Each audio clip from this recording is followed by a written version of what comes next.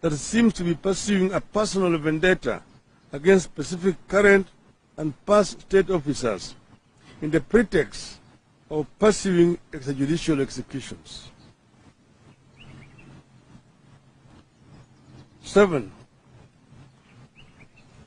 One of William Ruto's grudge against George Kinoti and the DCI started way before the elections.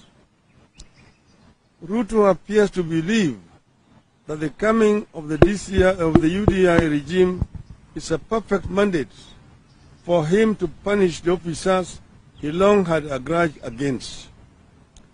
We are here to say no. We oppose that attempt to sacrifice state officers who, in the line of duty, may have rubbed politicians the wrong way and who are now being selectively punished for having done their job. Ruto seems to be looking for some Indians whom he lost in the middle of the August elections. Those Indians were human beings. They deserve to live, and we continue to pray for their families and hope that they will be found alive and that justice shall be done in their case.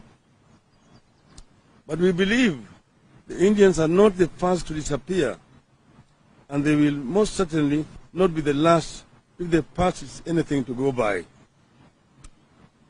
So, as Mr. Ruto mounts a search for the Indians, wherever and whatever they were to him, we want an equally vigorous search to establish the truth behind their disappearance and death of tens of Kenyans, including the following: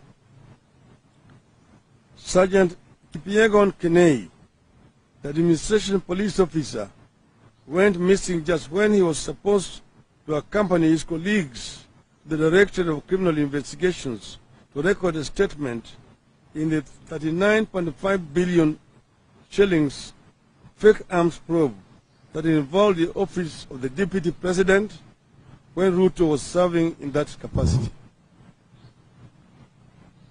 B. Mr. Christopher Koech, who taught at Kaunga Primary School in Mumias, who was later found lying on the side of a road near Shibuli Market with foam in his mouth and was sweating profusely. He was linked to the ICC case. At one time, he was under witness protection and even sought refuge in a neighboring country.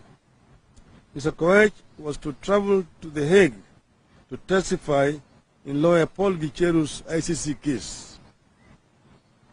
Meshach Yebei, whose mutilated body was found in Savo National Park, some 600 miles or kilometers from the Eldoret where he had disappeared. He too was linked to the ICC cases. D.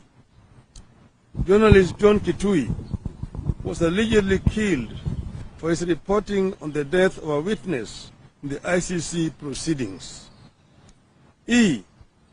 Journalist Walter Osapiri Baraza and Philip Kipkoech Bet, alias Kipsengera, Ngeria, both wanted by the Hague-based International Criminal Court for interfering with witnesses. Their whereabouts remain unknown to date. F. ICC witnesses like John Kangede disappeared in 2008. George Duo died in 2013. Bernard Kimeli died in 2011. Charles Ndungu Wagacha, Naftali Irungu, Anthony Mwenje, Joroge Gichere, Timothy Mburu Gatira, Njuguna Gitao Njuguna, among other ICC witnesses who disappeared and later died under mysterious circumstances. G. Then there is the lawyer Paul Ndungu, the last of the ICC witnesses who died last September, probably driving the final nail in the coffin of the ICC case. H.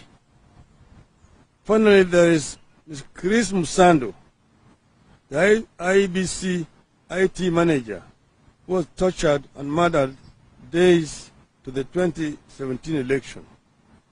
I cannot finish without mentioning my late friend, Jacob Juma, who was found shot dead in Ngong Highway, and whose to date his death has not been properly concluded. Jacob Juma, before he was killed, had stated those who wanted him dead. 11. As a party, we demand an immediate end to the selective and vindictive process Ruto was embarked on with regard to disappearances and extrajudicial executions.